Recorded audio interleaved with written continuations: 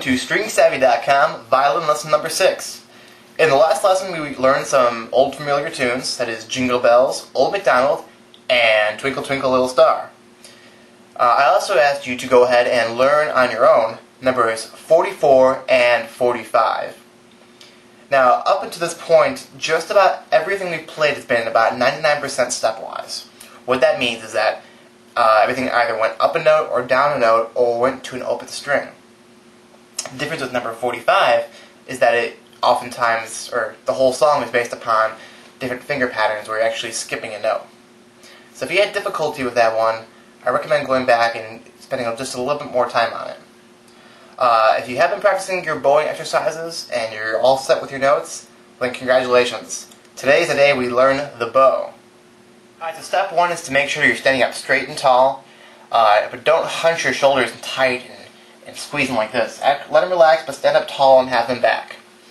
Your feet should also be about shoulder length apart. They don't want to be too close together or too far apart. If they're too far apart, you're going to have a real kind of weird stance, almost like you're surfboarding. And if they're too close together, it's going to translate through your playing. You're going to have a very shy sound and feeling to what you're doing. So, important part, violin needs to go on your shoulder. A common mistake to make is to put it on your chest, because people want to face who they're playing, whatever, but that's actually incorrect. Put it on your shoulder, chin on the chin rest, and then you can actually turn your body now to face your audience or your music or whatever's right in front of you. Now, I use a shoulder rest, and I highly recommend you get one. It makes it very easy because, first off, there isn't the pain of having this sharp corner up against your shoulder, but also, I have a tall neck, and in order to keep this instrument up with my neck, I really have to squeeze down to keep that up. So I actually use a shoulder rest to make the violin taller, so that's much easier for me to use. And I actually have one on both of my instruments. It's very cheap, it's only about 30 bucks, and it'll last you a lifetime. I've lost these before I've ever had a chance to break them, even as a kid growing up.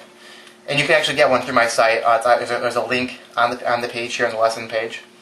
And like I said, this makes it very easy to hold up the instrument so your hand doesn't have to do it. You can do it with your neck and your chin, very relaxed. Alright, so something you want to watch out for in our left arm is what's called the pancake. The pancake is when you start gripping the neck and you start having a flat wrist like this. It poses a couple of problems. First off, I can't reach as far, and also my fingers are now, through being tense, have been limited in their speed and agility. So we don't want to have our wrist going too far in any one direction. We want to have it overall flush with our arm. But at the same time, even though it's stiff, or even though it's straight, you don't want to be stiff. You always want to keep it relaxed. Now the other thing is, I want to make sure our left elbow is falling underneath the violin. If the elbow starts to go up against your body, look what happens to my violin. And most likely, what also follows is the body starts to kind of fall over too. Now what else follows is that as I'm playing, gravity pulls the bow downward. So now, just by one motion, I have a very sloppy style. But by pulling it up, or not pulling up, keeping it up, about parallel with the floor, now gravity is working on my side to keep the bow up on top of the strings, pulling a nice clean sound out.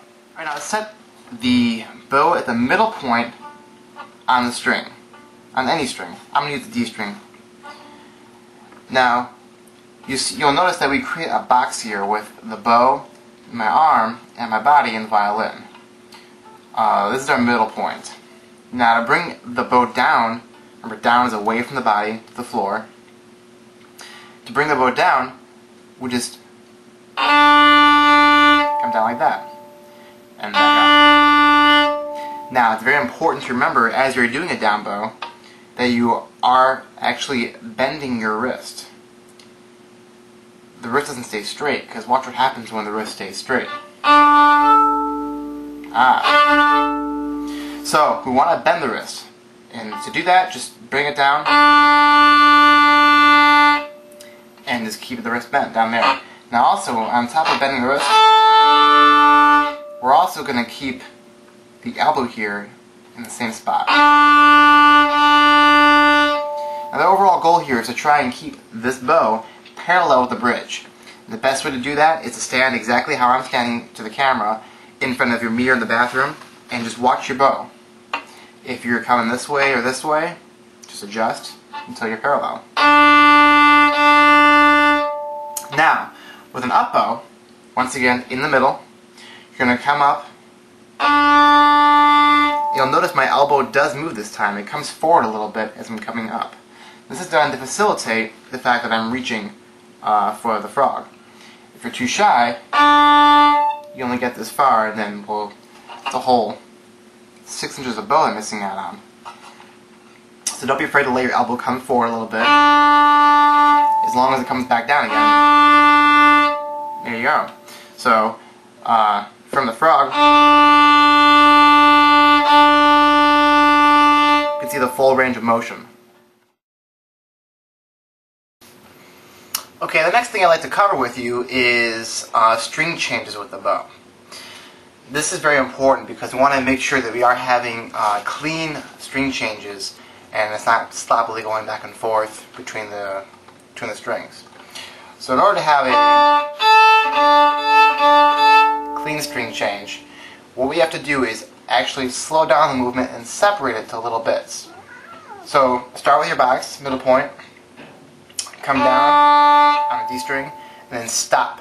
Stop the bow, set it, and lower your elbow on your bow arm to bring you to the A string. Now come up with an up bow, and stop. Once again, now you're going to raise your elbow to bring you back to the D string. All of our bow placements on the strings is all done by movement of the elbow. So to go on the G string, it'd be a higher elbow, D, A, E. And something you can practice at home is actually playing each individual string separately without playing other strings by accident.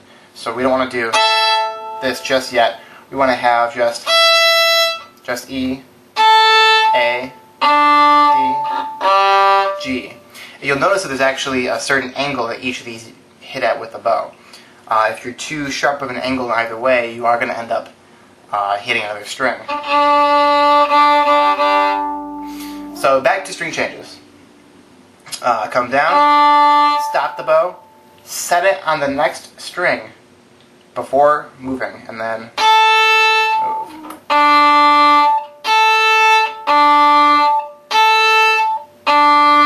Once you've gotten good at this, you can start slowly taking away the time that you're stopping and setting, until eventually you're just straight up going back and forth.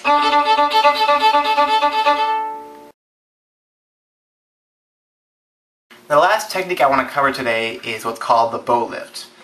This is used usually at the end of a phrase, and it's marked with an apostrophe. So whenever you're playing, let's say you have a down bow, and you've reached the end of a phrase and there's an apostrophe, sing a bow lift. Now the next note is written as a down bow. You don't have enough room to play another down bow. So what we're going to do is actually lift the bow and reset it at the frog. Now when we do this, we don't want to throw it down like many people start to do because they're lazy. We actually want to pick it up and reset it on the string with making as little sound as possible. Try it a couple times. We're going to do it together. Down, lift, reset. Down, lift, reset. One more time. Down, lift, and reset. Alright, you're ready for lesson number 7. Thank you for watching. If you have any questions or felt that I moved too fast or anything, please feel free to leave me a comment or a question or praise or anything at stringsavvy.com and go to the lesson page and click on lesson number 6. Hopefully everything made sense, and if it did, feel free to move on to lesson number 7, where you actually begin to use some etudes to learn how to play with the bow.